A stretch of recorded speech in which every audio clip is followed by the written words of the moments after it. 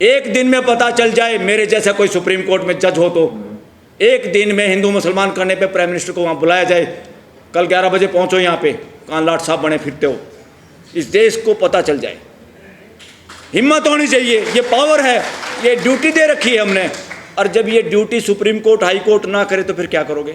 ना कोई मसीहा है, ना कोई ऐसा खुदा है जो जनता के साथ भेदभाव करता है। भेदभाव आदमी ही आदमी के साथ करता है, और वो आदमी करता जिसके अंदर दिमाग में खुरापात है कि मैं बड़ा हूं, और वर्णवादी कथा कहानियां किताब जला दो इनको, ना इनकी कथा सुनो ना कथा करो। वो भी बेवकूफ़ था जो कथा करने गया था और जिसकी चोटी और बाल काटे हैं। कौन सी कथा सुनाना चाहते हो? देश में पेट्रोल पंप पे कब्जा कर लिया, एक आदमी का फोटो है, भाई कौन है ये भारत का प्रधानमंत्री है। क्या होता है ये भारत का प्रधानमंत्री?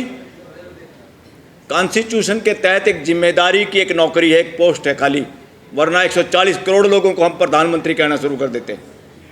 पोस्ट एक है।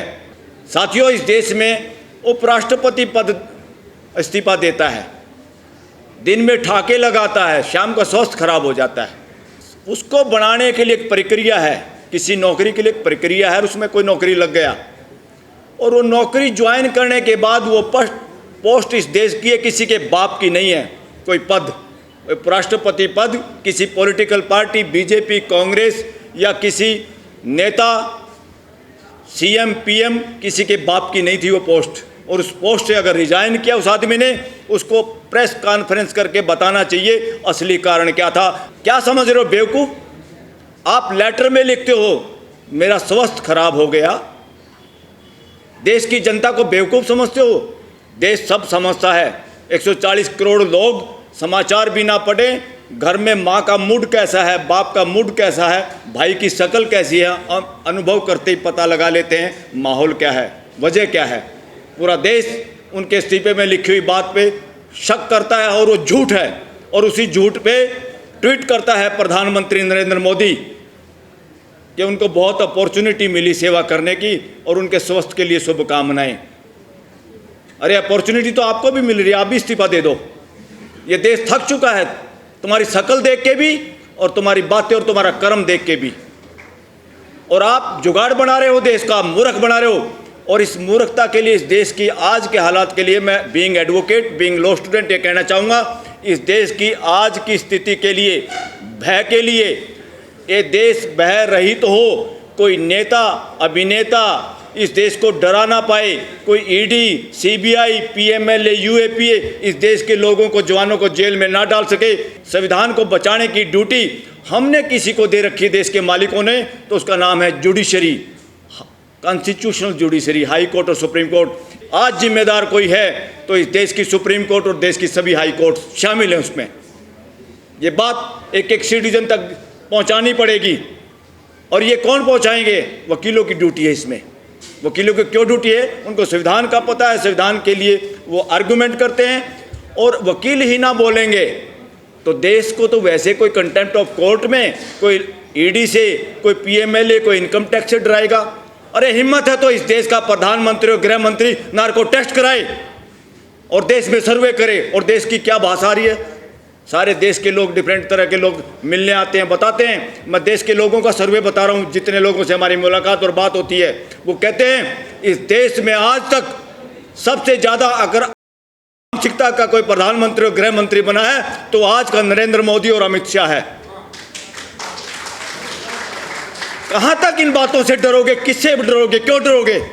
हिम्मत है तो नार्को टेस्ट कराए नरेंद्र मोदी। और उपराष्ट्रपति कृषक समाज की भी तौहीन है अगर उसने प्रेस कॉन्फ्रेंस करके ये नहीं बताया सच्चाई क्या है। जनता की पोस्ट थी, किसी के बाप ने आपको खैरात में नहीं दी थी, किसी ने आपको एहसान नहीं किया था। बीजेपी की बपोती नहीं है ये देश कि बीजेपी ने आपको राष्ट्रपति बना दिया। बीजेपी के बाप का देश नहीं है, कांग्रेस के बाप का देश नहीं है ये देश। इस देश के 140 करोड़ मालिकों का देश है ये। इसलिए कोई ये सोचे हमने इसको बना दिया, हमने उसको बना दिया।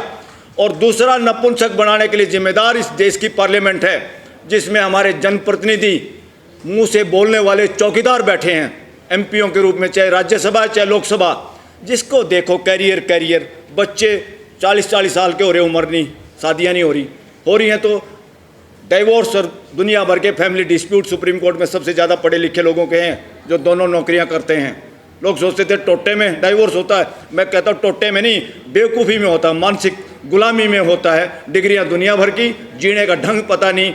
और पार्लियामेंटेरियन, पहले जुडिशरी, दूसरे नंबर पे पार्लियामेंट में बैठे हुए पार्लियामेंटेरियन जिम्मेवार हैं सारे अक्रॉस दी पार्टी। ये क्या बोल रहे हैं, क्यों नहीं बोल रहे? एमएलए ले जाओ जहाज में बिठा के, आज तक सब्जी मंडी लग रही है इस देश में। क्या कर दिया लोकतंत्र का भैया आप लोगों ने? बातें करते 21वीं सदी की, देश में पार्लियामेंट चर्चा हो रही है, देश का जवाब आप दे नहीं पाए, जिसके आधार पे हमारे हजारों करोड़ का 20,000 करोड़ कम से कम नुकसान करवा दिया देश का, पाकिस्तान के नाम पे हिंदू मुसलमान करने के लिए लड़ाई के बहाने से। अरे तुम ठेकेदार हो, संविधान कहता है पड़ोसी से बढ़ाओ, जिसकी पड़ोसी से नहीं बढ़ती वो खुद बदमाश नंबर 1 होता है। अगर आप पड़ोसी से बढ़ा नहीं सकते तो तुम्हारे अंदर काबिलियत नहीं, भागो ये छोड़ के नौकरियां। प्रधानमंत्री हो चाहे मंत्री हो चाहे अपोजिशन के लीडर। और दूसरा, लोकतंत्र में अपोजिशन नहीं होता, इस देश में गलत परंपरा चल रही है साथियों। दूसरा, जो सनातन की चादर ओढ़े हुए, चोरी की चादर, वो सनातनी नहीं है। सनातनी परंपरा के कौन लोग हैं? तथागत बुद्ध, महावीर जैन, गुरु नानक, ये 3-4 पंथ जो हैं, वर्णवाद को छोड़ के सारे पंथ इस देश के सनातनी परंपरा है। वर्णवाद सनातनी परंपरा नहीं है, इसको नोट कर लो, देश में फैलाओ इस बात को। ये चोरी ठगी बेईमानी की चादर ओढ़ के सनातनी ठेकेदार इस देश को नपुंसक बना रहे हैं, मानसिक गुलाम बना रहे हैं। और इस देश में चोरी चकारी से उन चीज़ों को लागू कराना चाहते हैं। कावड़ में क्या करोगे भाई? कावड़ में स्कूलें बंद कर रहे हो और कावड़ वालों पे फूल बखेरे हो। अरे फूल बखेरने हैं तो उत्तर प्रदेश के मुख्यमंत्री अपनी मेहनत की, अपनी मजदूरी, पसीने की कमाई से फूल बखेर, जिसके यहाँ बखेरने हैं, कोई रोक नहीं रहा तुम्हारे को। तुम देश के टैक्स के पैसे से, पूरी देश की जनता का पैसा है, उसमें फिर पूछो मुसलमान भाइयों से कि फूल इनके ऊपर फेंके कि नहीं फेंके। पूछो बहुजन समाज से, इनके ऊपर फूल फेंके कि नहीं फेंके। जानबूझ के डरा के आस्था। साथियों, एक और आपका भी भय निकलना चाहिए, आप समाज में फैलाओ। किसी की आस्था का ठेकेदारी नहीं ली संविधान ने बचाने की, उसमें 3 कंडीशन है। अगर आपकी आस्था पब्लिक हेल्थ को खराब करती है तो उसकी ऐसी की तैसी करना की ड्यूटी इस देश के 140 करोड़ लोगों की है। पब्लिक हेल्थ कैसे खराब होती है? ये नहीं कि आपको बुखार हो जाएगा किसी बाबा को देख के, वो बाबा कथा जो सुनाएगा उससे मानसिक गुलामी भरेगा। वो प्रेजेंट की बात से डरता है, वो प्रश्न पूछने से डरता है, उसको पता किसी बात का नहीं। इसलिए कथा कहने वाले काफ़ी लोग गुमराह कर रहे हैं देश को। इनके ऊपर FIR दर्ज कराने के लिए तैयार हो जाओ, इनकी FIR दर्ज करो। भागेंगे लंगोटा लेके, अपने गमछे उठा के भागेंगे। एक तरह से ये असली जो लोग देश को मानसिक गुलाम बना रहे हैं, कथा कहानियों के जरिए सिलेबस में उस तरह की किताबें लगाने के लिए इन्होंने यूनिवर्सिटियों पे कब्जा कर लिया। और यूनिवर्सिटियों के अंदर एक VC होता है, कहते पोस्ट एक है, रिजर्वेशन नहीं होगी। अरे बकवास मत करो, एक स्टेट में जितनी यूनिवर्सिटी है उन पे रिजर्वेशन लागू करो। कितने VC बनते हैं उसमें बांटो समाज को। सेंट्रल गवर्नमेंट की कितनी यूनिवर्सिटियाँ इकट्ठी करो उनको और उसमें बांटो।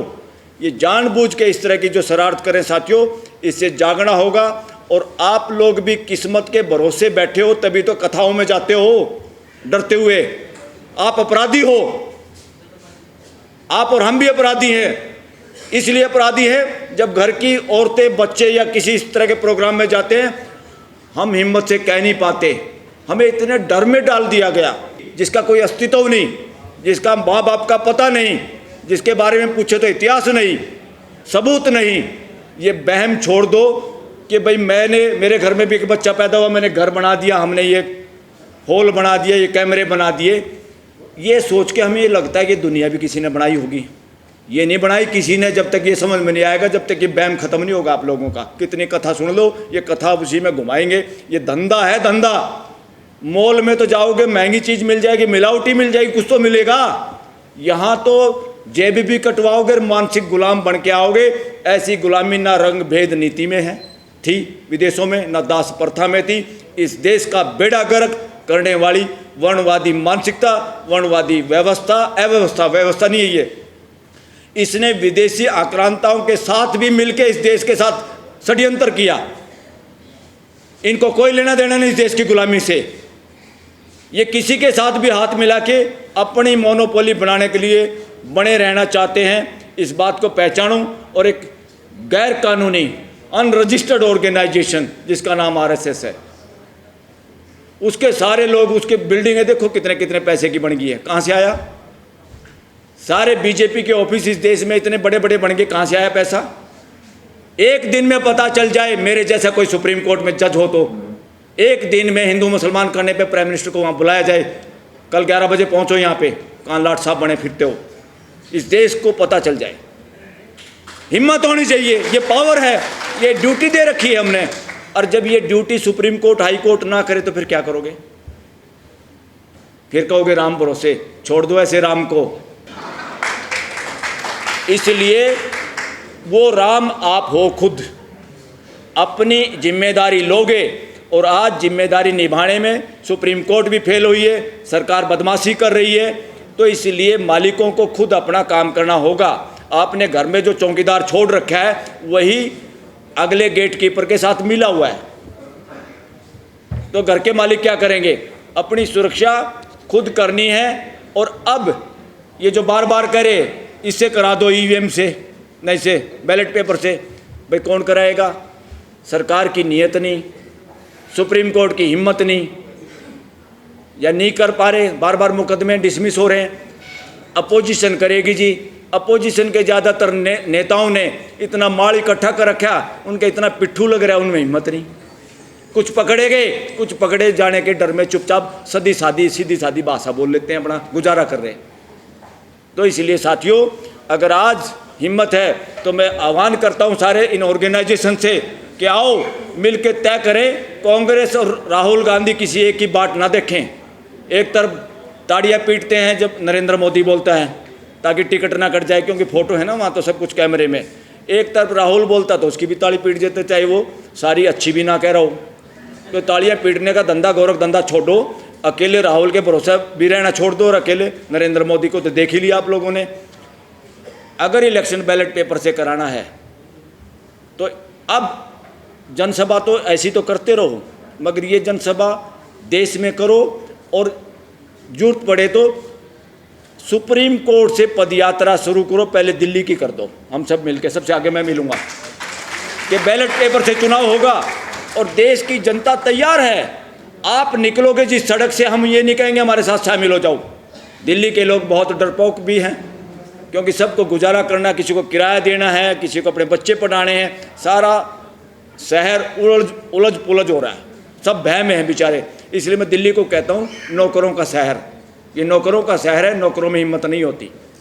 सब गुजारे के चक्कर में कई करोड़ लोग इकट्ठे हो रहे हैं यहाँ पे, मगर सब हिम्मती हैं, जायज़ बात का सब साथ देना चाहते हैं। अगर एक पदयात्रा निकाले, चाहे हम 50 आदमी हों, हम ये कहेंगे किसी को नहीं आना भाई, सिर्फ अपने घरों के बाहर या एक बार सड़क पे आके शक्ल दिखा दो जिसके दिल करता हो, तो देखना सड़क के दोनों तरफ कितने लोग होंगे। जब आपको पता चल जाए, इस देश को भी पता चल जाएगा, और ये ईवीएम फिर अपने आप ताले में बंद हो जाएगी, रद्दी में बेचनी पड़ेगी, ऑक्शन करनी पड़ेगी ईवीएम मशीनों की इस देश के अंदर। वही एक तरीका, बाकी कोई तरीका नहीं। जब संविधान को बचाने में, संविधान के हिसाब से सिस्टम को लागू करने में कोर्टें फेल हो जाती हैं, तो देश के लोगों के साथ जनरल बॉडी है ये देश। जब आपकी सोसाइटी की टीम, एग्जीक्यूटिव कमेटी करप्ट हो जाती है, काम नहीं कर पाती, नपुंसक हो जाती है, तो जनरल बॉडी मीटिंग ही डिसाइड करती है, उन्हीं को काम करना होता। आओ मिलके वो सब काम करें